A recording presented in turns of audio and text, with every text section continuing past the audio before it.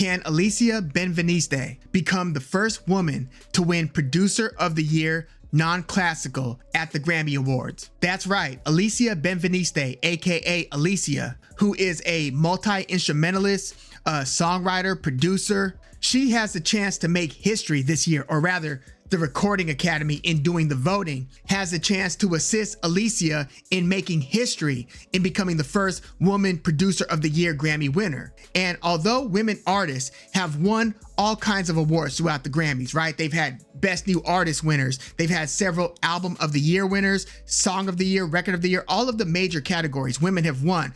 But the one area, or at least one of the last few areas, that is yet to be equalized by women artists is in the producer area. There have been several legendary women songwriters, and that's a new category at the Grammys. Like if Songwriter of the Year existed for decades, you would have certainly had like Diane Warren, probably Lauryn Hill. You would have had several female winners for Songwriter of the Year. But in producer, when you think of the greatest producers in music history, which women come to mind? There haven't been a lot of opportunities extended to women to really enter the field in large numbers at that level. But that, as well as many other things in society, is changing. Now, there have been a few, not many, but a few women nominees for Producer of the Year. Most recently, there was Linda Perry. Before that, you had Janet Jackson kind of co-nominated along with, I think, Jimmy Jam and Terry Lewis as Producer of the Year.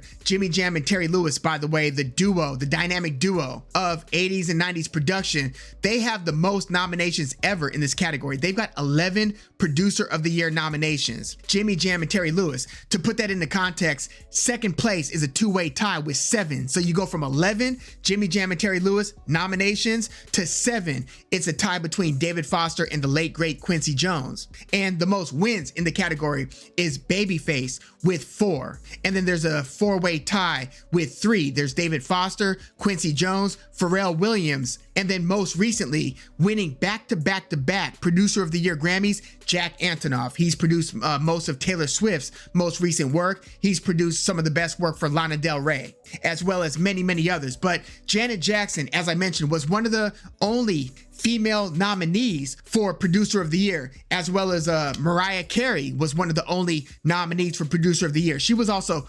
co-nominated with what was the producer's name? Producer-songwriter Baby Love. And then you had Lauryn Hill, who was nominated for Producer of the Year. That was probably the same year she came out with The Miseducation of Lauryn Hill. Well, I mean, it had to be. That was her only solo album. But when you think Janet Jackson and Mariah Carey, you don't think of them as being like on the boards or playing the instruments to develop the songs, right? Like you think of them as maybe, obviously assisting in the songwriting and obviously, performing like they perform on the tracks, right? Doing the actual vocal performances. But it's really, Baby Love and Jimmy Jam and Terry Lewis who are on the boards and creating the music.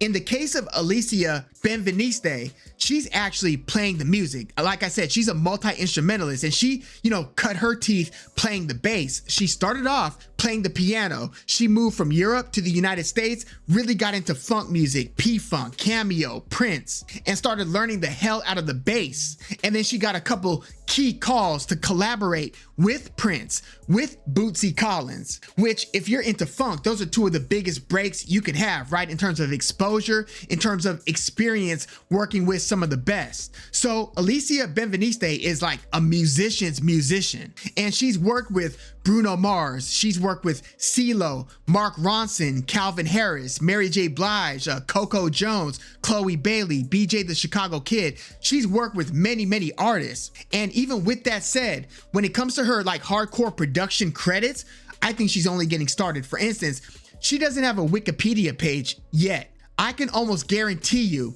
within the next 12 months, she will have a Wikipedia page. She is quickly becoming one of those go-to musicians if you want production, if you want quality bass playing, quality guitar, drum. I mean, again, she's a multi-instrumentalist. But do I think Alissia is most likely to win the Producer of the Year Grammy this year? Well, she's up against like some pretty stiff competition, but in a way, because Jack Antonoff is not nominated this year, this might be the best chance, for anybody else to win it, including the other nominees. Again, Jack Antonoff won the last 3 years. He won last year, he won the year before, and he won the year before. And I thought he should have won before that for Lana Del Rey's Norman Effing Rockwell album. But yeah, 3-time in a row winner Jack Antonoff is not nominated this year. Who is nominated is D-Mile, Ian Fitchuk, Mustard, DJ Mustard, and Dan Nigro. And whereas Alissia is nominated this year for producing Bugs for Jamila Woods, some songs for Ray Khalil, some songs for BJ the Chicago Kid, you've got Dan Nigro, who produced the album for Chappell Roan, who is up for Best New Artist, Song of the Year, Record of the Year, and Album of the Year. So all 4 major categories Chappell Roan is nominated in, as well as other, category specific, like pop categories. Chappell Roan is nominated there as well. And again, Dan Nigro produced that whole album, as well as producing the extended deluxe albums, because Dan Nigro is also known to be, or most known to be, Olivia Rodrigo's producer. So she released Guts in 2023, but then in 2024 released like an extended deluxe version, which had a few new songs. Those new songs were produced by Dan Nigro. So between Olivia Rodrigo and Chappell Roan, I just feel like Dan Nigro is going to be really tough to beat. And then you've got DJ Mustard, who produced probably the biggest song of the year, Kendrick Lamar's Not Like Us.